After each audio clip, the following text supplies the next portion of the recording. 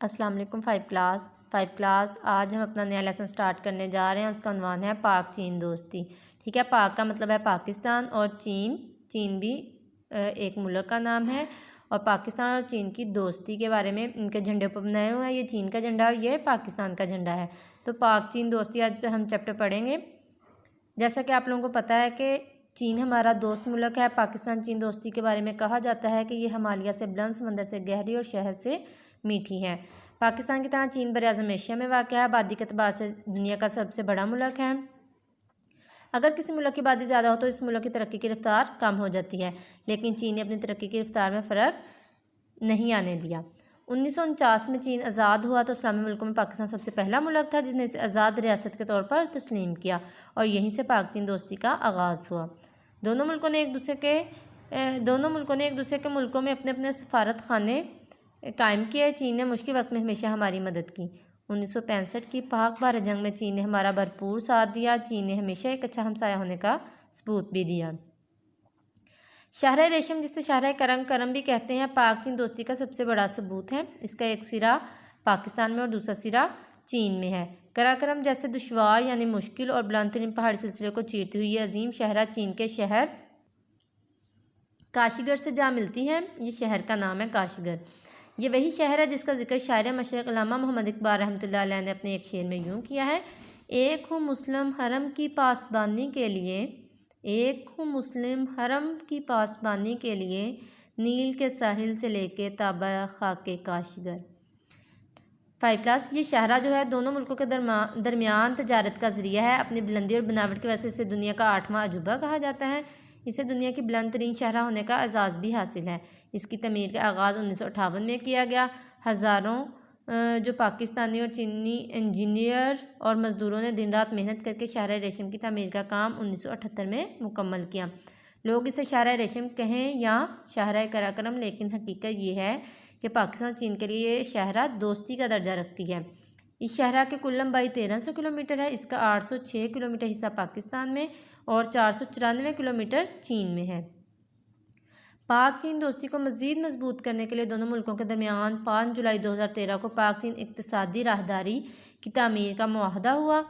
$46 ارب کا یہ معاہدہ ہماری اقتصادی تاریخ کا سب سے بڑا معاہدہ ہے۔ اس منصوبے کے تحت صوبہ بلوچستان میں واقع گوادر کی بندرگاہ کو چین کے علاقے کاشی گڑھ سے سڑک اور ریل کے ذریعے ملا دیا جائے گا۔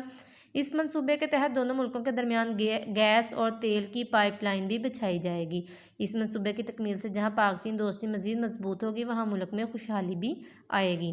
اس سے عام لوگوں کی زندگی بدل جائے گی، انہیں روزگار کے زیادہ مواقع ملیں گے۔ یہ منصوبہ پاکستان کے تمام صوبوں کے لیے مفید ثابت ہوگا۔ 5 کلاس، آپ لوگوں نے اسی طرح کتاب کی پڑھائی کرنی ہے ساری، اور کچھ الفاظ انڈر لائن کیے گئے ہیں اور کچھ لائنیں میں نے انڈر لائن کی ہیں۔ آپ اپنی کتاب پر اسی طرح سے جو ہے یہ لائنیں انڈر لائن کریں گے، کتاب کی پڑھائی کریں گے اور اس کی اچھے سے پریکٹس کریں گے، املا کی بھی پریکٹس کریں گے۔ ٹھیک ہے، اب ہم 5 کلاس اس کی ایکٹیویٹیز کی طرف آ جاتے ہیں۔ درج سوالوں کے جواب لکھیں۔ چین کس براعظم میں واقع ہے؟ چین براعظم ایشیا میں واقع ہے۔ چین کب آزاد ہوا؟ چین 1949 کو آزاد ہوا۔ چین کو کس اسلامی ملک نے سب سے پہلے تسلیم کیا تھا؟ پاکستان نے۔ دنیا کا 8واں عجوبہ کس شاہراہ کو کہا جاتا ہے؟ شاہراہ ریشم کو۔ پاک چین اقتصادی راہداری منصوبے کا فائدہ کسے ہوگا؟ پاکستان کے لوگوں کو ہوگا۔ سوال نمبر 2 ہے، درست جواب پر ٹک کا نشان لگائیں۔ دونوں ملکوں کے درمیان بچھائی جائے گی گیس اور تیل پائپ لائن۔ پاک چین اقتصادی راہداری کا معاہدہ ہوا 5 جولائی 2013 کو۔ شاہراہ ریشم کا ایک سرا ڈیش ہے اور دوسرا چین میں، پاکستان میں۔ اسی طرح آپ لوگ MCQs کے نشان لگائیں گے۔ سوال نمبر 3 ہے، درج ذیل الفاظ کو جملوں میں استعمال کیجیے۔ الفاظ دیے گئے ہیں، جملے بنائیں گے ہم لوگ۔ سمندر، پاکستان کا جنوب میں بحیرہ عرب کا سمندر ہے۔ آزاد، پاکستان ایک آزاد ملک ہے۔ دوست، مریم میری بہت اچھی دوست ہے۔ تجارت، پاکستان آج کل وسط ایشیائی ریاستوں سے بھی تجارت کر رہا ہے۔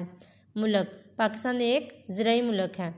سوال نمبر 4 ہے، نیچے دی گئی مثال کے مطابق سادہ جملوں کو منفی جملوں میں تبدیل کریں۔ سادہ جملے دیے گئے ہیں 5 کلاس، آپ لوگوں نے اس کو منفی جملوں میں تبدیل کرنا ہے۔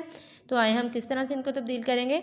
پہلا، میں نے کاپی خریدی، یہ ایک سادہ جملہ ہے۔ ٹھیک ہے، اس کو ہم منفی جملے میں، آپ کو پتہ ہے منفی جملے کی تعریف کیا ہوتا ہے؟ جس میں نہ یا نہیں کا استعمال کیا گیا ہو، کوئی نیگیٹو بات کی گئی ہو، نہیں کا استعمال ہوتا ہے، وہ ہمارا منفی جملہ ہوتا ہے۔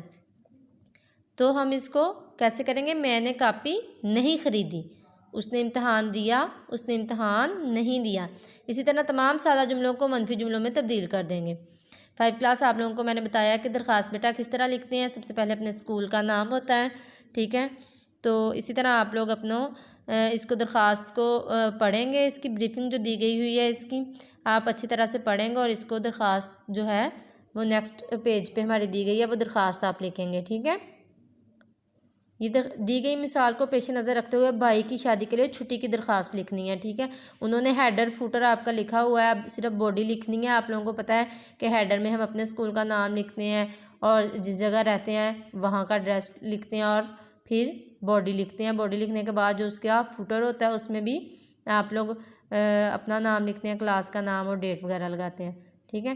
5 کلاس تمام ایکٹیویٹیز آپ نے یاد کرنی ہے اور آپ کاپیز پہ اس کی پریکٹس کرنی ہے۔ اللہ حافظ۔